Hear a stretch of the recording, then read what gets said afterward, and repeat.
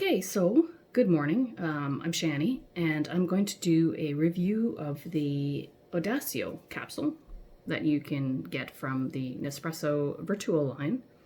It's a joyous little blue hot pot of coffee, so we'll have to take a look at it. Now, the only problem with reviewing coffee I found, I've just brewed it actually. I'll tilt this over, you can have a look and see. Looks very tasty. The crema on the Next machine, as I've mentioned before, is not anywhere near as nice as the original line machine. But I'm not drinking my regular coffee to have crema in it. I just enjoy a really good cup of coffee, so that's kind of why I decided to splurge on the Vertuo machine. Now I'm going to cut through the chase, limit the blather, and give you a review of my first taste of the Odacio. Now, just a little bit of a backdrop though. The Odacio capsule, if you can see, it rates right in here as an intensity of 7 on the regular coffee size mugs.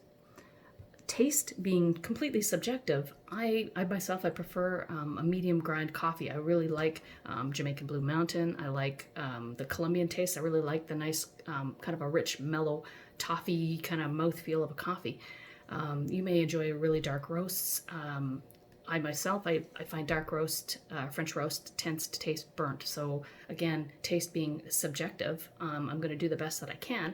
And basically, I will tell you a little bit about the coffee that they say here on the Nespresso webpage. So the origin of basically the two types of blends that they're using are the Arabica the Arabica beans and the from Central America and East Africa. Now, the roasting, they do a split roast, so there's two different types of beans and two different types of roast. So one has got a longer roast. So basically what they're saying here is the Nicaraguan coffee beans get a long roast, and the light roasted Ethiopian Arabica gets a lighter roast. So that's supposed to contribute to a different kind of a blend for the coffee. They say that it's full-bodied, which I enjoy. And the way I call full-bodied is basically if you were to, say, compare the mouthfeel, this is my personal, again, viewpoint on how that goes. If you were to compare the mouthfeel of, say, 2% milk to whole milk, you have that much more fattier, richer kind of taste from the whole milk than you would from the 2%. So that's kind of what I'm looking for in a full-bodied coffee. So they say that they pre-wet the temperature itself, the brew, the body is obtained from a long pre-wetting in the machine and a high temperature, while the intermediate flow ensures the expression of the delicate East African beans. So basically this little barcode here basically dictates the temperature that the coffee is being brewed at. It dictates the time of brew and the pre-wetting time. So there's quite a lot of information on this little capsule. So if you decide to go with one of the ones that you can get that are reusable, I would suggest that you pick exclusively the type of roast and duration temperature that you like. So a little bit of research involved in that, right? So the actual origin of this coffee is from, as I mentioned, we got Central America, East Africa. So the actual flavor profile, they say it's an intensity 7. It's regular cup size coffee. I don't have the fancy see-through cups, but I kind of like the pottery. I like pottery mugs. So the bitterness, though, they say it's 4. So I'm kind of curious about that. The acidity is pretty low at level 2. And the body is 4 out of 5, so I'm really looking forward to that. And they say the roasting is also rated as a 4. The flavor profile, what they're saying here is that we would have a cereal notes, we would have East African fruitiness, and they said adding milk softens the flavor, bringing dairy and sweet notes. Now, I don't drink my coffee with milk, so this is pretty much the honest to bride's black coffee drinkers review. Bearing in mind that my preferred roast is about a medium roast. So let's dig in.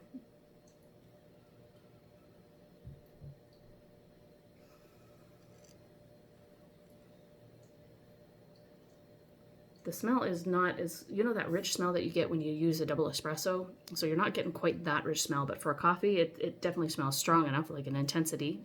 So let's...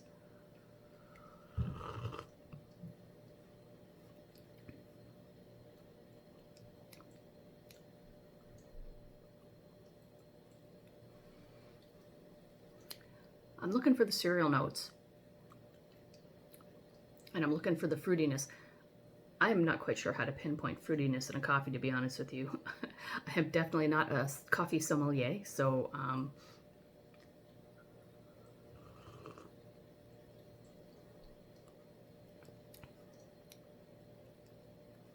it does have nice body to it. It doesn't taste watery or weak. Compared to, like, the best comparison I can get is if you're familiar with the Colombian brew. I mean, it's pretty much of a standard, well-known brew. I like a little bit more the flavor profile of the Colombian, but I also am liking the richness of this one. It's just a little bit more, for lack of better words, chewy than Colombian.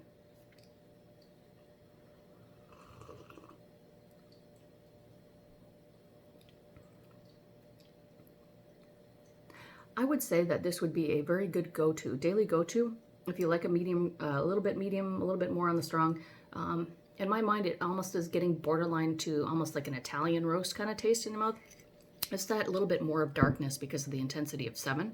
So I'm finding that it's kind of hard to get that compromise of body with the strength of a darkness. Like if you wanted to go for a medium coffee, to get that kind of heavy body for a medium coffee, I'm finding that so far in the samples I've tried, it's getting to be a little bit challenging in that respect. But I mean, bottom line, it's a damn good cup of coffee. I'm not going to have any problems drinking this at all.